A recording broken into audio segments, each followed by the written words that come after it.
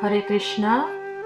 আজকে আমরা গরুর পুরাণ থেকে জানব কোন পাঁচটি জিনিস বারবার ব্যবহারে নির্মাল্য বা প্রসাদ হয় না।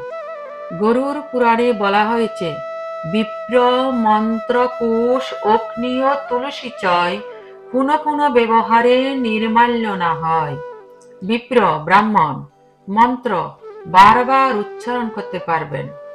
কোষ কুশ ঘাস, শাস্ত্রে বলা হয়েছে, কুশমূলে অবস্থিত ব্রহ্মা পদ্মাসন মধ্যে অবস্থিত রয়েছেন জনার্দন, অবস্থান করেন কুশাগ্রে পশুপতি, এই রূপে ত্রিদবের কুশে অবস্থিতে। অগ্নি আগুন, একে আগুনের প্রদীপের শিখা অনেকে ভগবানকে বারবার দেখাতে পারেন। তুলসী তুলসী পত্র, অভাবে একই তুলসী বারবার ব্যবহার করা যায়।